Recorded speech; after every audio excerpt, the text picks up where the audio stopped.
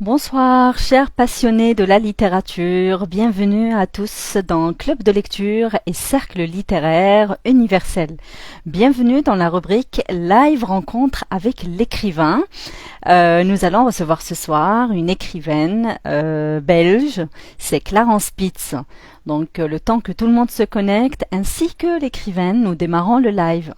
Entre-temps, je vais taguer notre écrivaine ainsi que en attente plutôt d'arrivée, donc de l'arrivée de nos chers membres. Alors, je tague Clarence Spitz.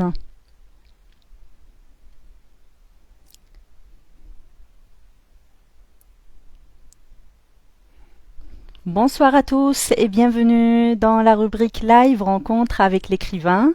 Nous attendons donc notre invité ce soir et ainsi que nos membres et nous démarrons le live dans quelques secondes. Bonsoir et bienvenue. Je tag encore notre écrivaine Clarence Spitz.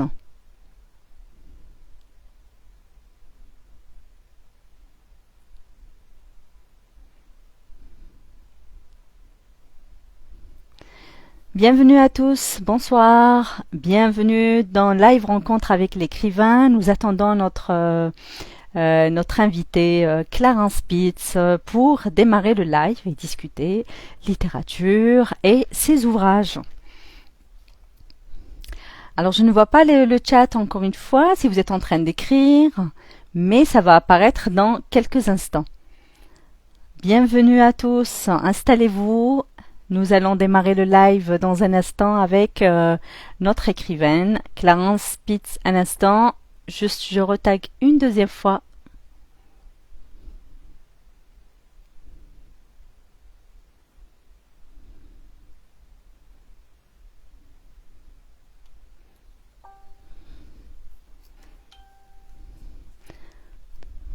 Bonsoir à tous, bonsoir Yaya, Yamina, bonsoir à tous les présents. Nous attendons juste notre invité Clarence Spitz et nous démarrons donc le live. Alors, je vois que certains membres s'installent déjà, sont déjà là. En attendant juste Clarence qui va demander accès via le petit bonhomme qui est en bas de l'écran. Donc, nous t'attendons, chère Clarence. Et bienvenue à tous les passionnés de la littérature ce soir. Alors j'attends juste, j'attends la demande d'accès de Clarence Spitz.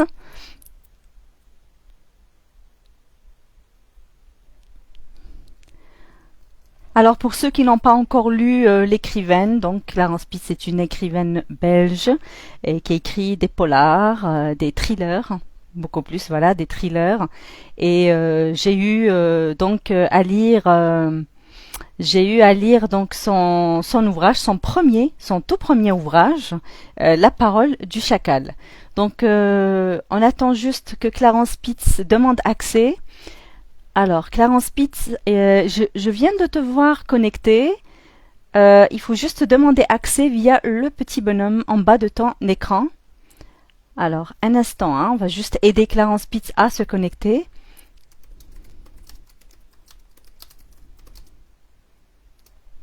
Très bien.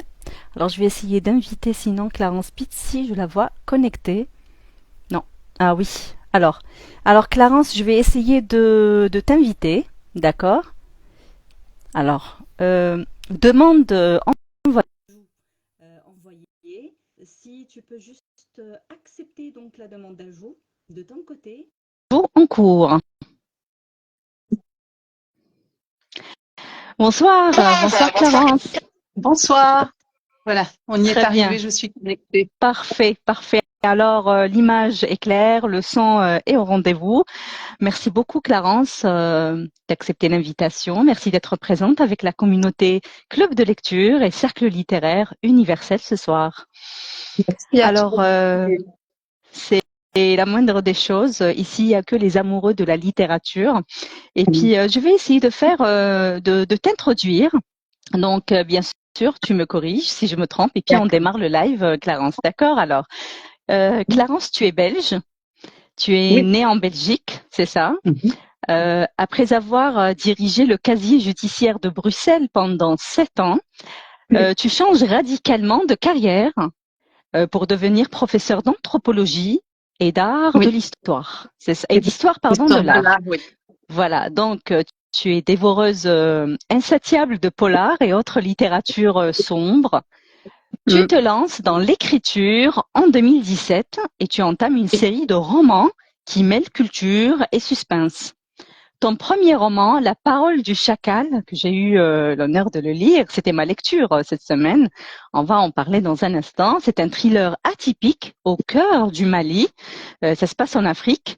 Donc, ce premier roman est finaliste du concours VSD du meilleur thriller en 2018. Bravo. Il est publié aux éditions IFS. Donc, c'est une maison d'édition en Belgique Oui, une en maison octobre d'édition. 2020. C'est ça, c'est en Belgique. C'est une réédition. Donc, La Parole du Chacal a participé à un concours. Mhm. Il était finaliste, ça n'a pas été le grand gagnant. Et puis, il a été repéré par une maison d'édition française à l'époque, et puis après par une maison d'édition belge. Oui. Mm. Très bien. Et puis le deuxième, Ineffaçable, toujours dans la même maison d'édition IFS en 2021. Ton second roman met en scène le Bruxelles post-attentat. Il est primé à 2 reprises. Bravo encore une fois. Alors pour ton troisième roman, Meurs mon ange, chez IFS en 2020, paru en 2021, remporte le prix de l'auteur belge en 2022 dans la catégorie thriller et il a été donc réédité cette année, enfin l'an dernier, pardon, 2024 chez Folio. Pour ton quatrième roman, chez IFS toujours édition, en 2023, Les Enfants du Serpent, ce sera ma prochaine lecture, où tu renoues avec Bruxelles et l'Afrique encore une fois, où tu signes un récit poignant, à la fois brutal et profondément humain. Il a déjà été récompensé par le prix du Coquelicot Noir, le prix Lumière des Mines Noires, le prix Escargot Noir et le prix Torranera. Alors pour ceux qui ne savent pas c'est quoi Torranera, c'est nouveau. Donc c'est un salon consacré aux livres policiers, noirs et thrillers qui se tient dans le centre culturel de Purtichdu, en Corse. Je ne sais pas si j'ai bien prononcé. En Corse, oui. Oui, oui. Oui, Et depuis, d'accord. Les Enfants du Serpent a encore reçu 2 prix. Le Mhm, prix des Noirceurs, qui est un salon du nord de la France, et le prix des Morts du Thriller, qui est une très grande communauté de lecteurs de thrillers sur mhm. Facebook. Bah, super. Donc tu as également écrit un thriller fantastique pour la jeunesse sorti aux éditions Anzo en 2024. Donc c'est une maison d'édition consacrée à jeunesse, enfin en France. Hein. Donc c'est une maison d'édition française. Alors Clarence, pour démarrer donc ce live, ma première question pour toi, tu as dirigé le casier judiciaire de Bruxelles pendant 7 ans. Peux-tu nous expliquer en quoi consiste ce métier? Alors, le casier judiciaire, c'est le service qui se charge d'enregistrer toutes les peines de justice. Et avant, ce service était aux mains de la police en Belgique. Et puis, avec la réforme des polices, c'est un service qui est passé aux mains des services communaux. Et j'ai été engagée parce qu'ils avaient besoin de personnel administratif, en fait, pour reprendre ce service des mains de la police. Et j'ai travaillé là pendant 7 ans. On remettait les extraits de casier judiciaire, ce qu'on appelait anciennement les certificats de bonne vie et mœurs. On s'occupait aussi des plis d'huissier à domicile. Je m'occupais aussi de suivre les libérations conditionnelles aussi, les libérés conditionnels d'un point de vue administratif. Mhm. Et puis alors, il y avait toute la gestion aussi des ressources humaines du Voilà. service. Et j'ai changé en fait de métier je crois que j'ai eu 2 jours pour me décider. Et je suis devenue enseignante dans des Juste, écoles qui organisent de l'enseignement pour adultes. voilà. Alors, euh, Reconversion. voilà, tu as fait le choix d'une reconversion pour devenir professeur en anthropologie et histoire de l'art. Qu'est-ce qui t'a motivé pour embrasser cette nouvelle carrière, Clarence? As-tu suivi des études ou une formation complémentaire pour y parvenir? En fait, ce sont mes formations de base. À la base, je suis historienne de l'art avec une spécialisation en art africain, d'où aussi le goût Ah, pour les cultures africaines. d'accord. Ok, là, je Et comprends. Mhm. euh, oui. Et après, j'avais une passerelle pour obtenir un diplôme en anthropologie. Euh, C'était un diplôme d'études complémentaires de second cycle universitaire qui se donnait en 2 ans. J'avais demandé une dérogation pour le faire en 1 an. J'ai terminé mon mémoire de fin d'études d'histoire de l'art, etc. en même temps. Et donc, on va dire qu'en devenant enseignante d'histoire de l'art et anthropologie, je suis plutôt revenue à mes premiers amours et vraiment à mes passions. Et puis, c'est un métier qui permet de s'enrichir aussi. Je fais beaucoup de recherches, je vais voir beaucoup d'expositions aussi pour enrichir mes cours. Donc, voilà, c'est un métier que j'aime beaucoup, en fait, enseigner. Le casier judiciaire, ça m'a pris énormément. Après, c'était devenu très répétitif et très administratif aussi. Et je m'épanouissais plus, pardon. Et donc Oui. voilà, revirement et changement de carrière. Mm. Et comment s'est déroulée justement ta transition vers l'écriture? Parce que à noter que tu es encore professeur, c'est ça? Actuellement, c'est toujours ton métier. C'est Et toujours en mon. parallèle, tu es écrivaine. Donc, comment s'est déroulée cette transition, pardon, en 2017 vers l'écriture? Donc, y a-t-il eu un déclencheur particulier? Alors, c'est une histoire un petit peu, alors je vais pas dire idiote, parce qu'il n'y a pas d'histoire idiote, mais Mhm. je m'étais jamais dit, tiens, j'aimerais bien devenir écrivain ou j'aimerais bien devenir auteur. Ça n'a jamais été un but, en fait, ni un grand rêve. Tout simplement, pour moi, c'était pas quelque chose d'accessible, donc c'est un métier auquel je n'aurais même pas pensé, en fait. Et il y avait comme un espèce de barrière entre les gens et les auteurs. Je sais pas si Mhm. tu vois ce que je veux dire. Et Oui. un jour, on m'a lancé un défi et on m'a dit, il y avait un concours en ligne, en fait, un concours de thriller. Il fallait poster des chapitres tous les jours. Il y avait des lecteurs qui venaient mettre des petits cœurs, qui venaient voter, etc. Et j'ai une amie qui m'a dit, bah, chiche que tu participes. Et j'ai relevé le défi. Et puis je me suis pris assez vite au jeu. J'ai beaucoup aimé cette expérience et c'est comme ça que sont nés mes premiers livres en fait. Mais sinon, je n'aurais jamais pensé à écrire. Et avec cette amie, on avait aussi lancé un blogzine féminin et je m'occupais de la rubrique course à pied, par exemple, la rubrique Ah, culture. Donc, il y avait quand même un goût de l'écriture. Hein. J'aime bien écrire. Et puis, je rédige des notes de cours tout le temps.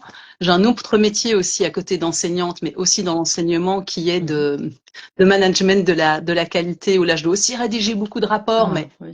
rien à voir avec des romans, évidemment, mais il y avait déjà quand même cette facilité de rédaction. Voilà, mais jamais sinon j'aurais pensé à être Mhm. auteur parce que pour moi c'était vraiment quelque chose d'inaccessible en fait. Mhm. Et puis finalement, eh bien non, il y a tout à fait moyen d'y arriver. Ça demande beaucoup de travail, mais il y a moyen d'y arriver. Absolument. Donc, est-ce que le concours que tu as fait pour débuter dans l'écriture était le même où avait participé Magali Collet? Ou est-ce que Non, c'est le même? Parce que elle aussi, c'était par un elle concours. Voilà, c'est le même parcours en fait. Hein. Vous avez vraiment eu le même parcours par rapport à l'écriture. Elle aussi, ça a débuté par des écritures. En fait, c'était un concours d'écriture et de là, il y a eu le déclencheur.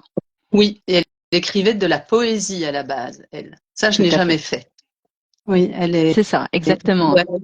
Hmm. Exact. Notre Magali. Notre chère Magali, que nous saluons d'ailleurs. Pourtant, Alors, Magali, j'ai vu Clarence, passer. oui, oui, c'était la semaine dernière, effectivement, absolument. Alors, qu'est-ce qui t'a inspiré, Clarence, qu'est-ce qui t'a inspiré à écrire La Parole du Chacal? Alors, on va parler de ton premier roman, La Parole du Chacal. Donc, c'est un sacré jump hein, que tu as fait quand même de ton métier vers l'écriture parce que ça a fait un succès, faut le dire. Donc, La Parole du Chacal, c'est ton premier. Il s'est déroulé donc au Mali. Quelle est la relation personnelle que tu as avec le continent africain? Parce qu'en le lisant cette semaine, franchement, je me suis dit, c'est une personne qui connaît vraiment ce continent. Donc, il y a eu beaucoup de recherches, ou bien, bien entendu, tu as peut-être visité, parce que ça se passe superbement bien en Afrique. Ça se passe, oui, au Mali, au pays d'Ogon. Et eh bien, comme je disais, en fait, j'ai fait des études d'histoire de l'art avec une spécialisation en art africain. Et en fait, si j'ai choisi les études d'histoire de l'art, c'est parce que j'étais tombée amoureuse de l'art africain lors d'une exposition au musée royal d'Afrique centrale, au musée de Tervuren à Bruxelles, donc qui consacre ses collections à l'Afrique et surtout à l'Afrique centrale et encore plus précisément à la République démocratique du Congo. Enfin, il y a de très très belles collections avec des objets qui viennent d'un peu partout en Afrique. Et j'avais assisté à une exposition, c'était sur les masques africains. Tu sais, c'est un peu le moment où tu as un flash, où tu craques pour un artiste, ou tu peux craquer pour un peintre, ou pour une œuvre, etc. Eh bien, moi, j'ai craqué en fait pour les masques africains et ce côté à la fois très stylisé, à la fois très élaboré. Donc, il y a énormément d'expressions, etc. Et puis, je me suis intéressée aussi, non seulement pendant cette exposition, mais après pendant mes études, au pourquoi du comment de l'objet. Donc, pourquoi ces objets étaient créés, de quelle manière, dans quel environnement socioculturel. Donc, je me suis vraiment intéressée au pourquoi de l'objet et à son utilité. Et donc, après mes études d'histoire de l'art, il y avait vraiment cette spécialisation en africanisme à l'université de Bruxelles. Donc, en plus, j'étais bruxelloise, donc j'avais une chance énorme d'avoir accès à tout ça. Je me suis tournée vers l'anthropologie et j'ai essayé aussi d'approfondir voilà mes connaissances du monde africain, en tout cas de l'Afrique subsaharienne. Et j'ai rédigé un mémoire sur notamment les Dogons, sur le rôle de la femme, sur les représentations en fait féminines dans des rituels masculins en Afrique de l'Ouest. Et une grande partie donc de ce mémoire a été consacrée aux Dogons. Donc, quand j'ai écrit La parole du chacal, j'avais déjà une bonne base sur les Dogons, mais j'avais étudié il y a longtemps. Donc, je me suis replongée dedans, j'ai refait des recherches. Et c'est comme ça qu'est née la parole du chacal. Et j'avais envie, en fait, quand j'ai commencé ce livre, d'écrire un livre qui se passait dans un endroit un petit peu insolite par rapport au thriller et au polar. J'ai dit, j'ai jamais lu un thriller et un polar qui se passe chez les Dogons. Après, j'en ai trouvé un de Moussa Konaté que j'ai lu avec grand plaisir, qui est un polar. Donc, il y en a un qui n'a rien à voir avec la parole du chacal. Il est plus policier. La parole du chacal, c'est pas un policier, c'est vraiment du thriller pur. Hein. Il n'y a pas d'enquête, il n'y a pas de policier, il n'y a même pas vraiment de meurtre. Et mais j'avais vraiment envie de planter un thriller dans un décor qu'on ne voyait jamais en fait dans le monde du thriller et aussi voilà. Et j'avais aussi envie de développer une histoire qui soit justement très ethnologique, très anthropologique, où les mobiles de mes personnages étaient basés pas seulement sur leur psychologie, mais aussi sur leur système de pensée, sur leur culture, sur leurs us et coutumes. Et c'est vraiment comme ça qu'est né Donc finalement, ça reflète aussi, quand on lit tes romans, on voit ton métier, l'anthropologie et la spécialité justement que tu as choisi. Donc ça reflète vraiment ce que tu as fait comme étude, ce que tu fais comme métier actuellement.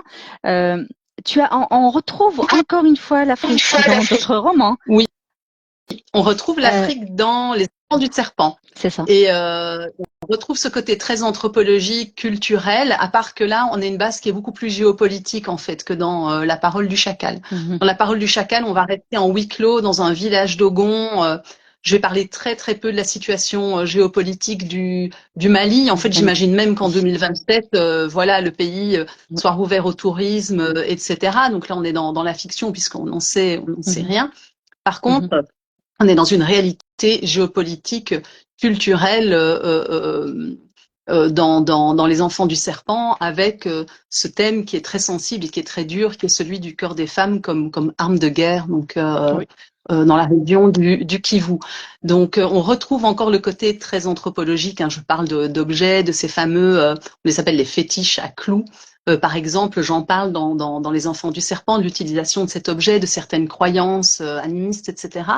Mais on est beaucoup plus dans du géopolitique que dans La parole du chacal. Oui. Et là aussi, j'ai dû faire énormément de recherches pour m'imprégner de ce sujet difficile. Mais tous mes livres, justement, en parlant sont basés sur énormément de recherches. Justement, en parlant de recherche, Clarence. Moi-même, en lisant ce premier roman, je me suis posé cette question. Est-ce qu'elle s'est déplacée en Afrique? Parce que là, je comprends que tu as fait des études, tu as visité des musées, tu as fait des recherches, bien sûr, pour alimenter, bien entendu, donc tes romans. Mais est-ce que tu as eu l'opportunité de visiter ces pays africains ou c'est dans tes projets? Alors le Mali, j'y étais et j'ai été en pays d'Ogon. J'y étais au début des années, que je ne me trompe pas, que je dise pas de bêtises, je crois que c'était au début des années 2000.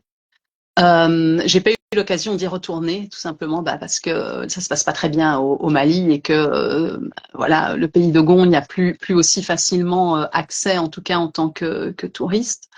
Par contre, la République démocratique du Congo, je n'ai pas pu y aller. Surtout dans la région du Kivu. J'aurais encore pu aller à Kinshasa, mais le livre ne se passe pas à Kinshasa, il se passe vraiment à l'est, à la frontière avec le Rwanda. Et je n'ai pas pu y aller pour deux raisons. D'abord, on était en plein Covid, donc les voyages étaient déconseillés, c'était très compliqué. Et en plus, c'est une zone qui est en guerre depuis plus de 30 ans. C'est d'ailleurs le sujet du livre. Et c'était pas vraiment raisonnable pour moi d'y aller. Absolument. Donc là, c'était le seul livre, voilà, qui se base sur une région voilà, que je n'ai pas pu visiter.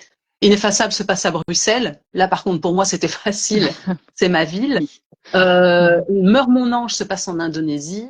Donc là, j'avais visité l'Indonésie, donc je connaissais aussi les lieux, même si de nouveau j'ai dû faire énormément de recherches. Et pour le suivant, je n'ai pas encore fini de l'écrire, et là j'ai carrément été sur place pour m'imprégner de la culture, pour faire des recherches, etc.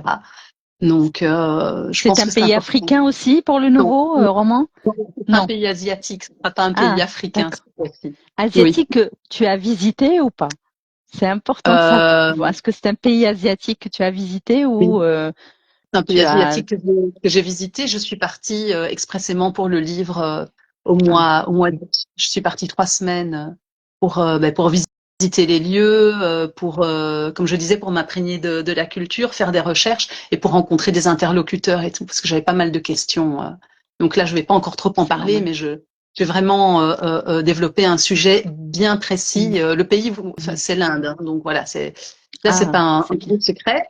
Mais c'est vraiment, je voulais développer une problématique sociétale bien précise, et donc j'avais besoin aussi de consulter des interlocuteurs, et je les ai trouvés sur place, donc je suis contente. Merci beaucoup pour le scoop. C'était un thriller aussi? Ça fait partie du genre thriller? Ce sera un polar, un thriller où il y aura des enquêtes, il y aura une enquête en Europe, une enquête en Inde. Enfin, je ne dis pas plus, mais je suis en pleine écriture. Mais bon, j'aime beaucoup cette façon de fonctionner, de me baser chaque fois sur un lieu, une société, une problématique, et de la développer sous l'angle du polar et du thriller. Du thriller. Justement, Clarence, en parlant du genre, on te connaît par ce genre-là, le thriller, noir, polar. Pourquoi choisir ce genre particulièrement? Pourquoi ce penchant vers ce genre? Comme je dis toujours, je suis un peu tombée dedans quand j'étais petite. En fait, ma maman était une grande amatrice de polar. Donc, elle lisait les Agatha Christie, et puis elle a lu les Mary Higgins Clark. Donc, j'avais toute cette bibliothèque à disposition. En plus, elle adorait Alfred Hitchcock. Donc, elle avait aussi tous les films en VHS. Donc, j'ai été très, très vite plongée dans cet univers très sombre. Et puis mon papa aussi, on aimait bien les films. En fait, à la maison, on aimait bien tout ce qui était film, voilà, film thriller, film d'horreur.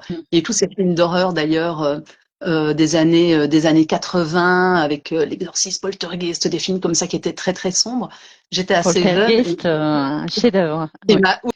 Oui, qui m'a bien traumatisée quand j'étais petite, mais j'en redemandais, donc je l'ai vu plusieurs fois.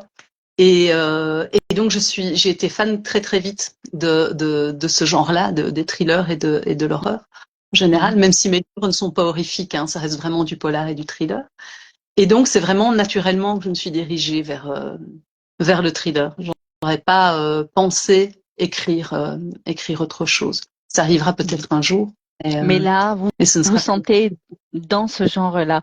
Vous savez, Clarence, vous venez tu viens, pardon, de citer Poltergeist et j'ai la chair de poule parce que c'est le premier film que j'ai vu étant petite et par la suite, je l'ai trouvé.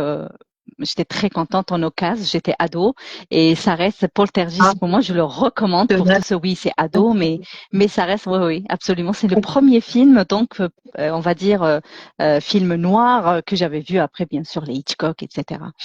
Mais Eh ben, là, on comprend le genre. ouais.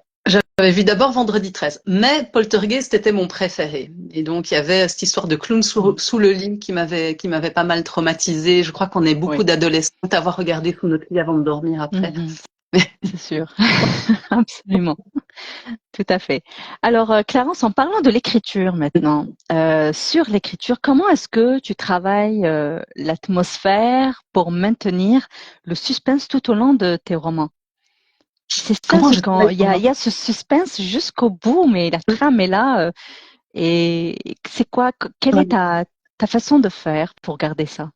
Pour moi, l'atmosphère et les lieux, c'est quelque chose de primordial dans un thriller. Pour moi, ça vient même. Alors, je vais pas dire avant l'histoire parce que le scénario, c'est clair qu'il doit être, voilà, il doit tenir debout, il doit être plausible. Il faut faire, voilà, il faut utiliser ces fameux twists qui surprennent le lecteur, etc. Les cliffhangers pour tenir le lecteur en haleine à la fin des chapitres. Mais par contre, je trouve que quand on lit un livre, que ce soit du roman, que ce soit du roman noir, du thriller, etc., ce qui reste des années après, en tout cas moi, ce qui me reste des années après, c'est l'atmosphère, c'est l'ambiance qu'il y avait dans ce livre, et ce sont toutes les émotions que j'ai ressenties en le lisant. Et donc c'est quelque chose, ce sont des choses auxquelles je fais énormément attention quand j'écris.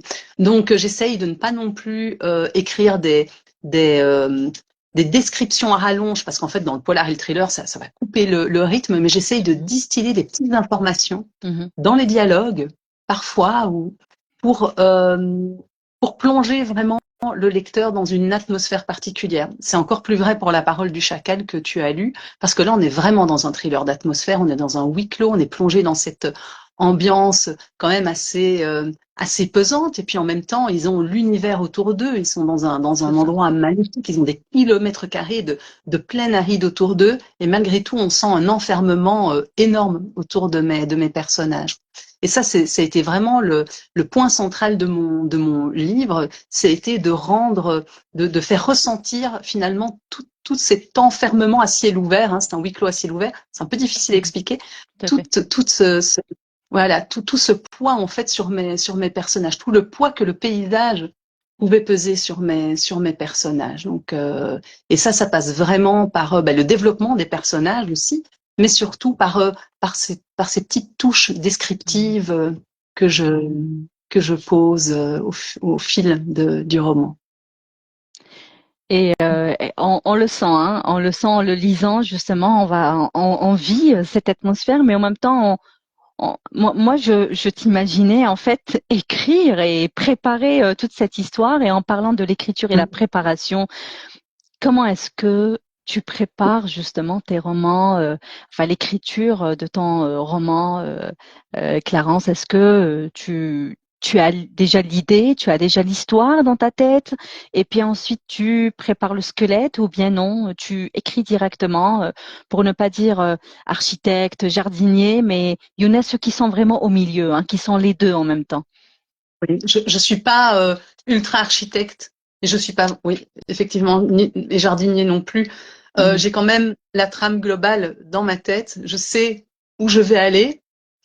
Par contre, je m'autorise des modifications en cours de chemin mhm, parce que et je fais beaucoup de recherches en écrivant, j'en fais toujours de base, et puis il n'y a rien à faire en fait quand on écrit de temps en temps, on se dit ah zut là il y a un lieu, je vais quand même aller voir ce qu'on dit dessus, ou tiens là j'aurais besoin d'en savoir plus sur tel sujet, donc je vais refaire un peu de recherche là-dessus, et parfois en lisant de la documentation, il y a des mhm. idées qui nous viennent. Enfin, moi, en tout cas, c'est comme ça que je fonctionne. Je me dis, bah, justement, là, dans mon livre, j'étais justement dans un nœud, je savais pas comment régler cette problématique-là, ou je savais pas, est-ce que là, tout tient tout à fait debout, et parfois l'idée me vient, en fait, en faisant des recherches. Donc, je m'autorise des changements en cours de route, mais la trame principale, en fait, on va dire que l'ossature est posée, mais la disposition des pièces à l'intérieur, pour en revenir à cette notion d'architecte, mais la disposition des pièces à l'intérieur, là,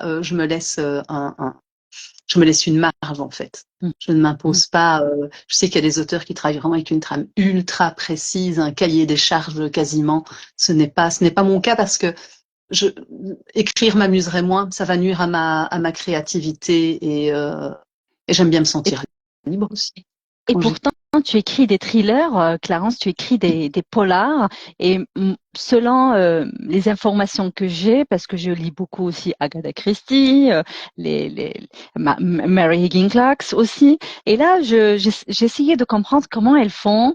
Parce que écrire des romans et des polars, ce n'est pas du tout la même chose, hein, parce que il faut vraiment l'intrigue, il faut vraiment le suspense, la solution.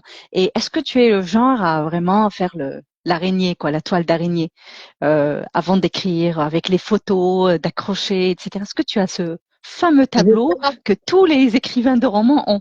Le tableau, je l'ai pas. J'ai un fichier Word et donc j'ai une feuille voilà, j'ai une feuille avec par exemple des extraits de recherche, des liens vers des sites, j'ai avec des idées, donc j'ai des liens. Alors là, je mets aussi un petit peu la description de mes personnages aussi. Donc j'ai quand même voilà, j'ai un fichier Word, mais je n'ai rien sur papier en fait. Non, j'ai pas un grand tableau un peu comme les flics ou les tueurs en série avec leurs post-it. Oui, c'est ça. Ça j'ai pas. Mais j'ai mon petit dossier Word, ouais, qui va servir à ça. D'accord. Sur PC, quoi. Oui, Sur c'est sur laptop, PC. d'accord. Exactement. Et alors parfois, je me dis ah mais tiens là il me manque un élément et mais je sais que j'avais déjà fait des recherches dessus et donc je vais retourner à ce fichier et puis là je vais retrouver mes liens etc. Donc et mes références et je fonctionne plutôt comme ça, oui. Oui parce que sinon ils vont m'en vouloir à la maison si je mets des post-it et des plans Je partout. comprends. Je vais pas D'accord. redécorer. Est-ce que tu es plutôt en termes d'écriture, première phase écriture sur calepin et puis tu reprends le tout sur PC ou bien dès le départ, dès les premières notes, tu es sur laptop? Je suis sur laptop. Je suis tout de suite D'accord. sur laptop. Ça prend beaucoup de temps hein, d'écrire d'abord à la main et puis de tout retaper. Euh, donc c'est directement à l'ordinateur. Après, j'écris vraiment chapitre par chapitre. J'écris de manière linéaire aussi. J'écris le premier chapitre et puis le deuxième et puis le troisième, etc. Parfois, ça m'arrive d'en rajouter un. Là, ce serait quand même pas mal de développer tel élément. Et donc là, je vais en réinsérer un. Et parfois, ça m'arrive de revenir en arrière. Donc, ça m'arrive parfois, j'ai, comme tous les auteurs, ce syndrome de la page blanche où là, je sais pas trop comment commencer un chapitre. Je sais quelle information je veux donner dans ce chapitre. C'est à ce moment-là que je dois l'apporter au lecteur, mais tout le contexte du chapitre, ça ne me vient pas, voilà. On est parfois un peu fatigué. Et alors, ces jours-là, ce que je fais, c'est que je reviens en arrière et je relis mes chapitres précédents. Parce que comme ça, parfois, ça me remet dans le bain et ça casse ce syndrome de la page blanche. Ou alors, simplement, je corrige, je modifie un petit peu mes dialogues, j'améliore, en fait, le, le manuscrit. Donc, c'est comme ça que Il y a, il y a Stendhal, en parlant de cette méthode, il y a Stendhal qui fait ça, qui faisait ça plutôt en écrivant, donc pour éviter la page blanche, il revenait toujours en arrière, faisant la lecture des derniers chapitres pour un petit peu stimuler cette idée et puis pouvoir écrire par la suite. Alors, oui, justement, chers membres, je ne vois pas les questions. Si vous êtes, c'est bizarre, je ne vois pas les questions dans le chat. Moi, j'ai vu Euh, des questions. ah, Là, d'accord. comment vont mes 4 enfants, on me demande. Ont-ils l'âge de lire les polars de leur maman? C'est mignon comme question, ça. Matoub. Donc, Alors, oui, euh, et oui, alors mes enfants, ils sont grands maintenant. très Euh, bien. L'aîné a 21 ans, et puis j'ai des jumelles de 19 ans, et mon petit, entre guillemets, hein, mon petit a 16 ans. D'accord. Alors, j'ai une de mes jumelles qui a lu un de mes romans. Elle a lu Les Enfants du Serpent, le dernier, qui en Mhm. plus est celui avec vraiment le thème qui est quand même émotionnellement très, voilà, très, très difficile.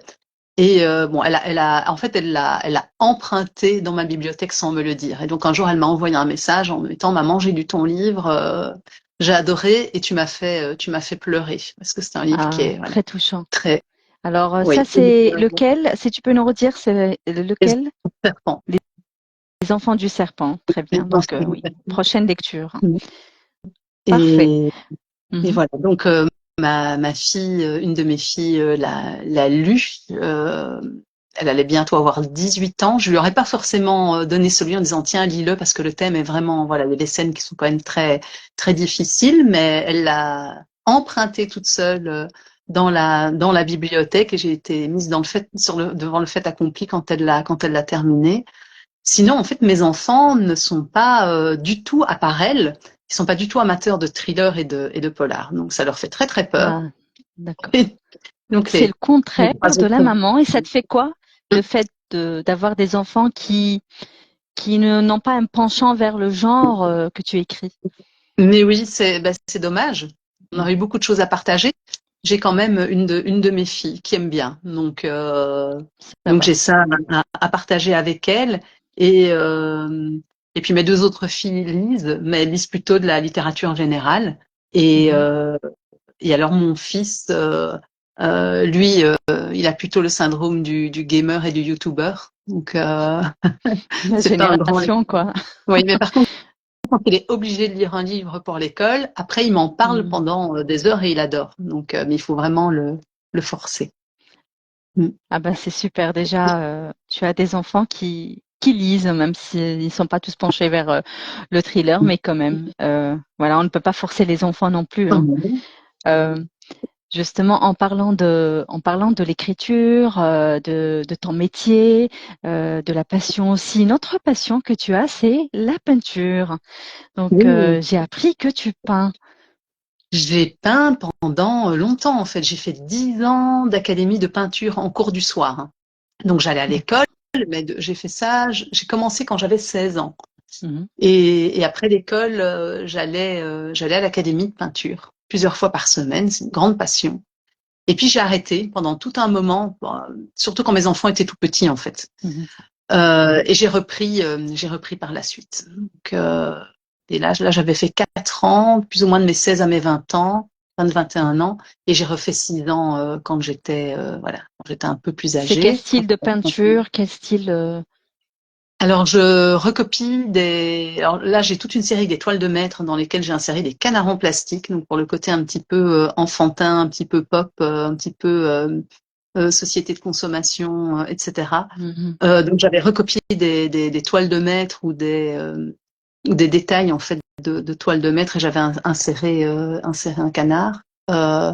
Sinon j'ai fait énormément de portraits en fait. J'ai fait beaucoup de portraits de façon très classique Oui. à l'huile, hein. Je peins à À l'huile. l'huile. J'adore Mhm. l'odeur de l'huile de la térébenthine. Et donc j'ai fait voilà énormément de portraits très voilà très réalistes et très minutieux à l'ancienne avec toutes les couches de glacis, Quelle patience. etc. Oui, j'adorais ça. Ça prend un temps fou. Donc là maintenant, je devrais choisir entre ça et l'écriture. Pour le moment, je suis dans ma Mhm. phase écriture, thriller, Écriture. etc. Qui finalement qui me passionne tout autant et j'adore ça aussi. Donc c'est difficile, hein. Il faut faire des choix comme on n'a que 24 heures Mhm. dans une journée et qu'il faut bien Absolument. dormir. Et, euh, et la peinture est ultra chronophage, en tout cas la technique que Mhm. j'utilise pour faire un portrait, il me fallait, je pense, au minimum 40 heures à peu près. Ah, quand même. Oui, et puis il y a les temps de séchage, etc. Donc c'est Mhm. très très chronophage de peindre à l'huile. Et justement, là maintenant, tu ne fais plus la peinture, mais tu écris, tu travailles, tu as ta famille. Oui. Comment est-ce que tu fais, Clarence, pour la gestion du temps, pour optimiser ton temps, pour avoir du temps pour l'écriture aussi, cette belle passion que tu as? C'est- je manque souvent de temps. Mhm. Euh, Après, ce qui est difficile, c'est parfois de m'y mettre en fait, de me dire bon bah là je suis en train d'écrire, mais si ou là j'ai envie de me mettre à écrire, mais si je me mets à écrire, je serai pas en train de préparer mes cours. Puis je me dis mais si je prépare mes cours, je serai pas occupée à écrire, et puis il faut encore que j'aille faire des courses, et puis il faut encore faire ça, etc. Et puis il faut aller promener le chien, et finalement c'est vrai que c'est parfois difficile parce on culpabilise en permanence en fait quand on fait quelque chose de ne pas faire autre chose. Donc ça, Autre c'est un petit chose. peu la difficulté, oui. Mhm. Mais sinon, j'ai une vie bien remplie, donc je ne me plains pas, je n'ai pas le temps de m'ennuyer. Et puis tout ça, ce sont des passions aussi. Mhm. Donc je pense consacrer du temps à sa passion. Après, c'est du temps que je ne consacre pas aussi à d'autres choses. Moi, par exemple, souvent on me parle de la télévision, des programmes de télé. Je dis, mais moi, ça fait voilà, la dernière fois que j'ai regardé vraiment un programme à la télévision, c'était en plein Covid, c'était pour les informations, pour savoir si j'allais pouvoir sortir, aller travailler demain. Mais en fait, sinon, Oui. je ne regarde jamais, j'ai pas le temps. De temps en temps, je m'octroie une série Netflix, Mhm. euh, parce que là, j'ai vraiment besoin de reposer mon cerveau et que entre préparer des cours, écrire, c'est vrai que mon cerveau, il est sans arrêt en ébullition et de temps en temps, j'ai besoin de le mettre un petit peu au repos. Mais Absolument. voilà, donc je m'octroie parfois une série Netflix, mais c'est vrai que si les séries, par exemple, si je n'accroche pas tout de suite, je vais vite abandonner parce que je me dis non, là, si j'accroche pas tout de suite, hop, je vais consacrer mon temps alors à écrire un chapitre ou à travailler. Donc, je vais plutôt mon temps comme ça. Mhm. Donc finalement, l'écriture, tu n'as pas une discipline particulière pour ça, pour l'écriture. Est-ce que tu es le genre à avoir à respecter c'est-à-dire ton planning à la Amélie Nothomb, qui est belge d'ailleurs, donc ils se lève à 4 heures du matin pour écrire, parfois Non, même ça, je fais avant. pas. D'accord. Je Ok. ne fais pas parce que je suis une marmotte. J'aime bien me lever tard. En Mhm. fait, je travaille le soir, hein. Mes cours, je les donne le soir. Donc, quand je Mhm. rentre chez moi, il est 22h, 22h15. Donc, je peux pas me permettre de me lever à 4 heures du matin. Ce serait pas Mhm. possible, en fait. Euh, donc, le matin, par contre, voilà, je me réveille doucement. Alors, soit je donne cours le soir, parce que je ne donne pas cours tous les soirs. Si je donne cours le soir, alors je vais consacrer ma journée vraiment à la préparation de mon cours. Si jamais je ne donne pas cours, alors je vais m'octroyer une journée écriture. Mais là, j'aime bien ne pas me donner de limite. Donc, je peux me mettre derrière mon PC à 9 heures du matin et je Mhm. peux quitter le PC à 21 heures, par exemple. Donc, Toute après, de une nouveau, journée, carrément. Oui. ou promener le chien. Mais par contre, là, je vais vraiment consacrer alors ma journée entière à l'écriture ou parfois un week-end entier aussi. Donc, en somme, si je te pose la question par rapport à la discipline d'écriture, bon là, Mm. je vois que vraiment comment dire, le programme n'est pas fixe.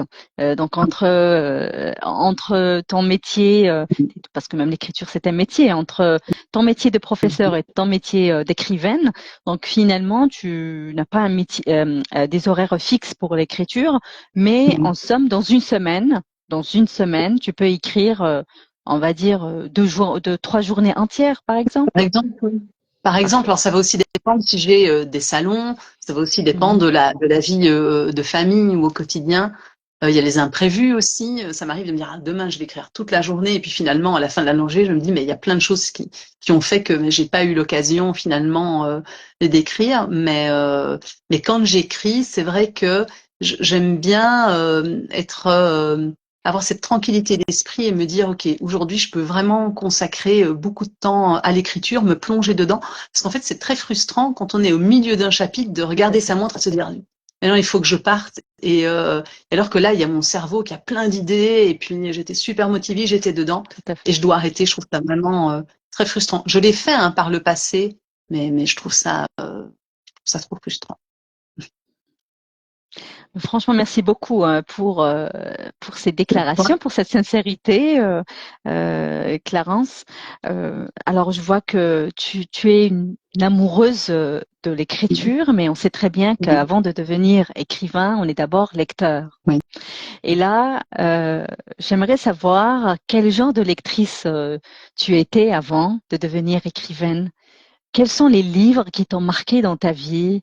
Euh, Qu'est-ce que tu as retenu? Est-ce que on va dire classique ou contemporain? Euh, Les livres qui m'ont marqué, alors comme j'ai dit en début de live, chez moi, il y avait énormément de polars. Donc, il y avait ça, Agatha Christie, Semelins, Clark, etc. de ma maman. Et puis, il y a eu aussi... ma sœur aussi est une grande amatrice alors, de littérature. Alors, ça, c'est clair, elle a fait philologie romane, mais aussi de thrillers et de policiers. Et donc, un jour, ma sœur m'a fait découvrir Maxime Chatham. Donc j'ai découvert, j'ai un peu redécouvert en fait le policier, le thriller à ce moment-là parce qu'avant ça, de nouveau, j'ai fait 4 enfants, donc j'étais toujours enceinte ou dans des langes ou voilà ou avec les poussettes, etc. Enfin, j'étais un petit peu maman et bébé en dehors de mon boulot à 100% à ce moment-là. Et donc elle m'a fait redécouvrir un peu le thriller à travers Maxime Chatham, qui était en tout cas du côté français un auteur assez innovant avec cette écriture très à l'américaine, hein, finalement. Et là, je me suis plus replongée dans les thrillers. Et puis, je suis tombée amoureuse de l'écriture de Pierre Lemaitre, par exemple, de sa série avec Camille Verhoeven, notamment avec Alex, pour moi un chef-d'œuvre, Robe de mariée. Robe de mariée, Robe de mariée, voilà, c'est excellent. absolument. Donc, et il a vraiment pour développer la psychologie des personnages, il y en a, enfin, il y a pas, je crois qu'il n'y a pas meilleur pour moi que Pierre Lemaitre. pour le développement de la psychologie des personnages. Et puis d'autres, alors du côté anglo-saxon, par exemple, j'adore Mo Hayder. J'avais adoré son livre Tokyo, qui, je sais pas si tu l'as lu, qui est aussi assez sombre, Pas assez lu trash. encore. Je te le conseille. Pas Il lu se passe celui-là. Pas lu. il se passe en Chine et dans les années 30 et avec la guerre, avec le drame de Nankin, etc., avec le massacre, il se passe en même temps dans un Tokyo contemporain et il est juste excellent. Il m'avait aussi marqué à l'époque. Et j'étais vraiment dans cette phase en fait de lecture de thriller quand cet ami m'a proposé de participer à ce concours. Alors je ne sais pas si toutes ces lectures elles ont dû m'influencer quelque part parce que je pense qu'on est la somme de ce qu'on regarde, de ce qu'on lit, de ce qu'on est, etc. Mais après souvent on me demande si je me suis inspirée en tout cas dans mon écriture, quelles sont mes influences et je pense que des influences, il y en a, mais elles sont chez moi de l'ordre plutôt de l'inconscient. Par exemple, je dis, j'adore la façon dont Pierre Lemaitre va développer la psychologie des personnages, mais je me suis pas dit, il faut que j'écrive façon Pierre Lemaitre. Mais mes livres n'ont rien à voir du tout avec, je pense, avec du Pierre Lemaitre. J'adore Maxime Chatham, mais de nouveau n'ont rien à voir avec du. Donc, je pense que tous ces auteurs, Mo Hayder, pareil, il y a Gillian Flynn aussi que j'adore, et tous ces auteurs ont dû m'influencer de manière inconsciente, mais par contre, j'ai toujours essayé de rester de moi en fait, de me dire voilà, je vais pas essayer de faire du comme, je vais essayer de faire du moi et puis on verra bien, ça passe ou ça casse en À ta fait. manière. Voilà, à ta manière. Voilà, en t'inspirant de ce que tu as lu. En tout cas, ce qui est certain, c'est que nous avons une excellente écrivaine de polar et en plus une lectrice de polar par excellence. Voilà, donc tu viens de nous citer quand même des titres pour ceux qui ne les ont pas lus. Il faut prendre note et s'y mettre aussi au polar. Pour ceux qui n'ont pas l'habitude aussi de lire des polars, moi je conseille toujours entre deux lectures vraiment de réflexion, il faut prendre un polar parce que même dans les polars, on trouve de l'historique et c'est ça ce qui est fabuleux. Et c'est ce que je constate, en tout cas dans mes lectures de polar. Mais tu as raison parce que très longtemps, en fait, on a assimilé le polar à de la lecture, on disait à la lecture de gare, en fait. Donc, il y avait un côté un petit peu péjoratif, etc., à la littérature de gare. Et je trouve que ces dernières années, il y a vraiment j'ai découvert des thrillers et des polars, en fait, avec des thèmes de société, vraiment avec un fond qui était finalement ultra intéressant. Et puis, il y a ce côté aussi dans le polar où on a envie de connaître finalement la clé de l'énigme. Donc, on est pris dedans, on a envie de savoir et en même temps, on se cultive. Il y a énormément vraiment de romans noirs et de polars maintenant qui développent des thèmes qui sont ultra contemporains, des thèmes de société qui prêtent justement à réfléchir. Et ça a été un petit peu ma démarche quand j'ai écrit les Enfants du Serpent et que je me suis basée sur ce thème. Donc en fait, c'est un livre qui parle non seulement du sort malheureux des femmes et des fillettes au Kivu au milieu des guerres, hein, et de toutes ces guerres entre milices. Hein, ça parle de la problématique aussi des mines de coltan, etc.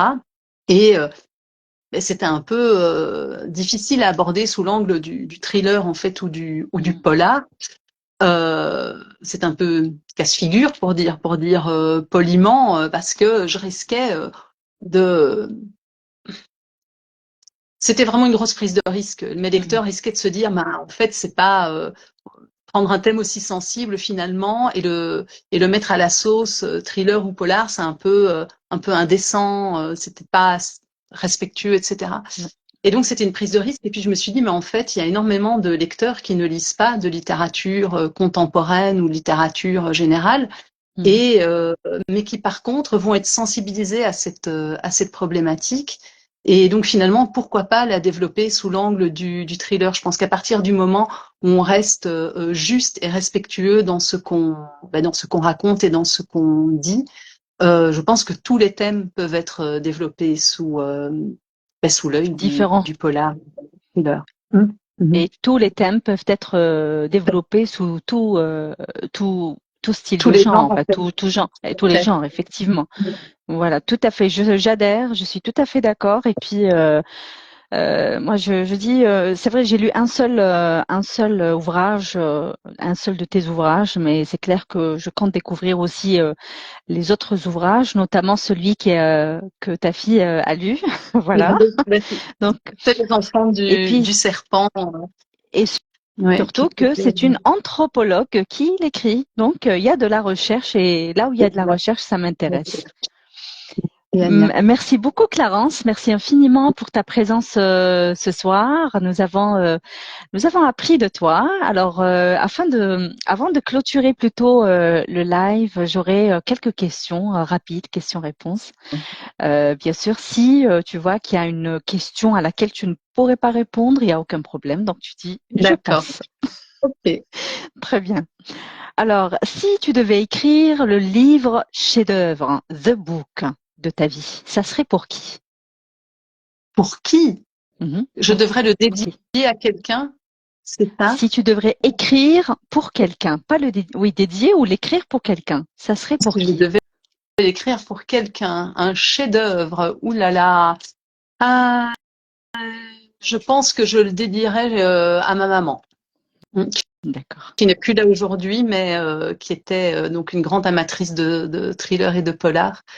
Une grande lectrice qui écrivait extrêmement bien d'ailleurs. Hein, on lui a dit avec ma sœur maman, mais toi, tu devrais écrire un livre. Elle ne l'a jamais fait. Elle Elle l'a avait jamais fait. peut-être, Ouais. était peut-être pas assez sûre d'elle, trop d'humilité, je ne sais pas.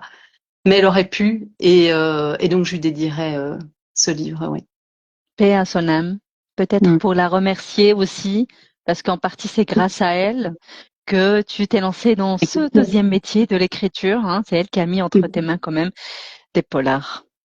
Oui, Alors, maison d'édition ou auto-édition? maison d'édition. Maison Pourquoi? d'édition, j'admire les gens en fait qui se lancent dans l'auto-édition. J'ai pas ces épaules-là.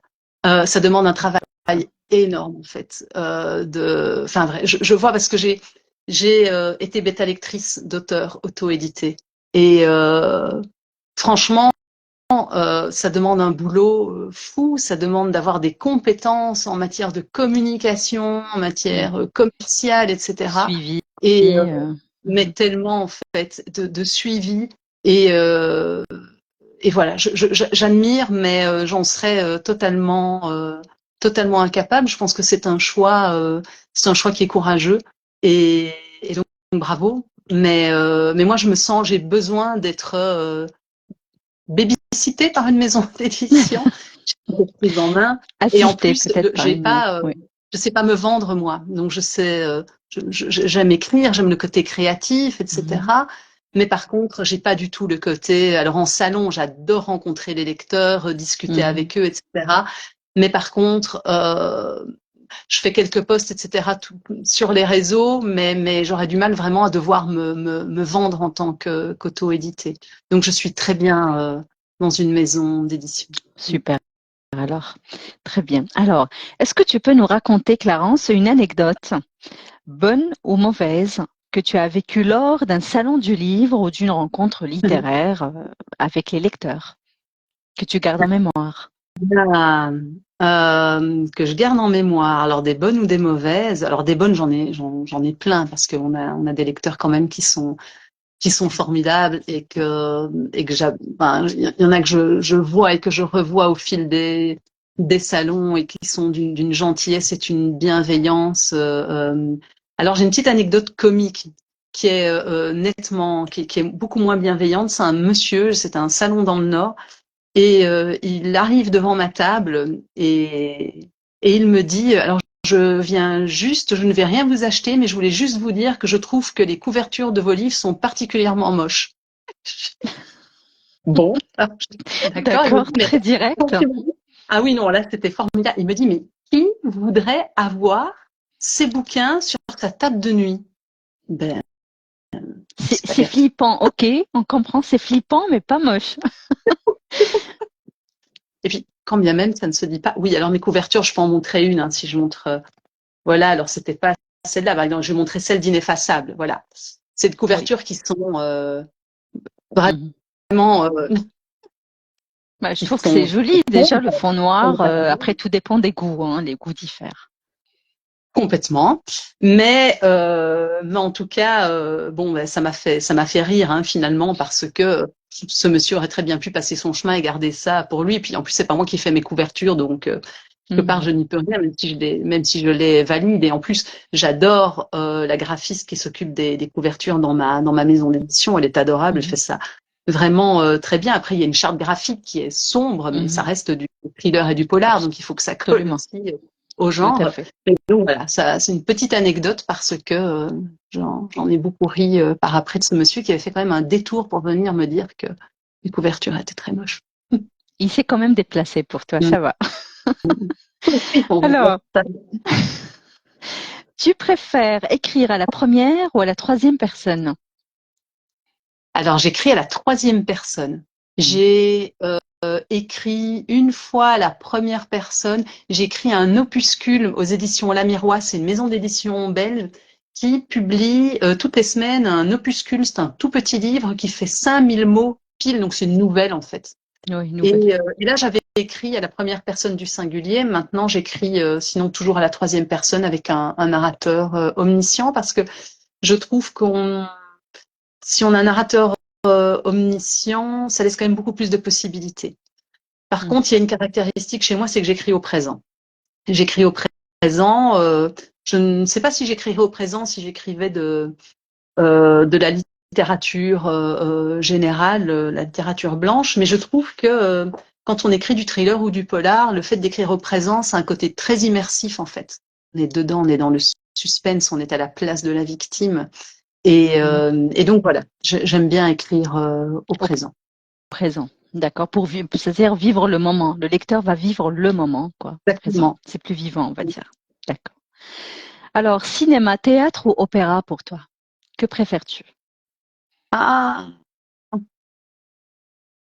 je vais très peu au théâtre, j'avoue. Manque de temps, et puis je travaille le soir. Donc je vais très peu au théâtre, mais quand j'y vais, j'adore ça. Euh, J'adore l'opéra. J'ai un papa qui m'emmène régulièrement à l'opéra. Euh, J'aime le cinéma aussi. Pareil, j'y vais pas assez souvent. J'y vais plus souvent qu'au théâtre parce que c'est plus flexible. Mhm. Ah, un soir, je ne donne pas cours, c'est l'occasion. Mon mari est dispo. Oui, on se fait un cinéma. C'est beaucoup plus facile que le théâtre. Mhm. Mais j'aime bien les trois. Mm. D'accord. Très bien, c'est Il faudrait avoir noté. plus de temps pour y aller. Ça, c'est autre chose. Un jour, je serai retraitée. Et tu auras plus Un de jour. temps pour faire tout ça, effectivement, Attends. faire, Mm. espérant. Mm. Alors, Clarence, quelle est ta boisson chaude préférée? Ma boisson chaude préférée, je bois un café tous les matins avec un petit peu de crème dedans. Ça, c'est important pour bien commencer la journée. D'ailleurs, alors pour la petite anecdote, ma cafetière est tombée en panne avant-hier. Vous pouvez demander à mon mari. Il est là-bas d'ailleurs. Il va entendre. Et J'ai comment faire été dans ce cas-là? infernale toute la journée. Je n'ai pas eu mon café. Il a Mhm. réparé. Ah, C'est fait. Ouf. heureusement. Mais non, je suis très Plus café au café. lait. Oui, Mhm. parfois une petite tisane, j'aime bien aussi, Le mais pas le soir. matin. Ça va plus être au restaurant après un bon repas ou un thé à la menthe ou fraîche. J'aime bien aussi après un repas. Eh ben, cool. Très bien. Toi qui as été donc, moi je dis, tu as été peintre, mais tu l'es encore. Quand on fait quelque chose, on l'est encore Mm. pour moi. Voilà. Tu as été peintre. Quel est ton peintre préféré? Parce que j'imagine tu as été peintre, donc tu avais un idole, peut-être. J'en ai tellement, tu sais. Alors, en tant que bonne Belge, j'adore Magritte. Euh, on a un musée d'ailleurs, le musée Magritte à Bruxelles, qui est juste extraordinaire. Après, j'adore l'art contemporain, donc je vais adorer un peintre comme Rothko, par exemple, qui dégage quand même une sensibilité énorme. C'est un peintre de l'émotion. Je vais adorer un peintre aussi comme Malevich, donc je vais adorer l'art abstrait. Et puis à côté de ça, en fait, j'aime l'art contemporain en général, mais autant le surréalisme que vraiment l'art abstrait. Mais c'est difficile vraiment pour moi de répondre à cette question. J'adore aussi l'expressionnisme allemand. Ce sont des peintures qui sont alors esthétiquement, elles sont très rudes, elles sont très très dures, mais par contre, elles racontent tellement de choses, elles sont tellement puissantes. Donc, euh, mais ce que j'aime par-dessus tout, en fait, c'est que c'est de faire aimer ces peintres à mes étudiants. Ça, c'est quelque Mhm. chose que j'adore. Souvent, j'ai toujours des étudiants à mon premier cours qui me disent mais madame, je déteste l'art abstrait, ou c'est nul, ou j'y comprends rien, ou c'est du n'importe quoi, un enfant pourrait le faire, ou Malevich, carré noir sur fond blanc, c'est nul. Et souvent, je leur dis attends, mon défi cette année, c'est qu'à la fin, vous allez tous aimer l'art abstrait et l'art contemporain. Et j'adore quand j'y arrive, quand j'ai un étudiant à la fin qui me dit maintenant, madame, quand je vois une œuvre abstraite dans un musée, je la vois différemment. Je me dis que là, j'adore mon métier. Mm. Ah ben, merci beaucoup pour cette réponse. Ok. Clarence, dans toutes tes œuvres, voilà, c'est l'avant-dernière question. Dans toutes tes œuvres, vraiment bravo pour le parcours que tu as fait. Quelle ténacité, hein. C'est-à-dire pour travailler et écrire. Pratiquement, tu fais sortir chaque année un roman, presque chaque année, on va dire, hein. Euh, voilà, pas tout à fait, mais depuis 2017, c'est du non-stop et encore primé. Félicitations et je renouvelle mes félicitations encore une fois. Quel est ton roman, parmi toute cette collection, quel est ton roman fétiche de tes romans, bien sûr? De mes romans, mon roman fétiche. Là, je pourrais pas répondre parce que c'est comme si tu me demandais quel est mon enfant préféré. Je peux pas Oui, je répondre.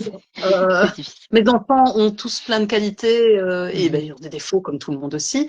Mais je pense que c'est pareil pour mes livres. Ils ont des qualités, des défauts et je pense que ça dépend des sensibilités, des centres d'intérêt.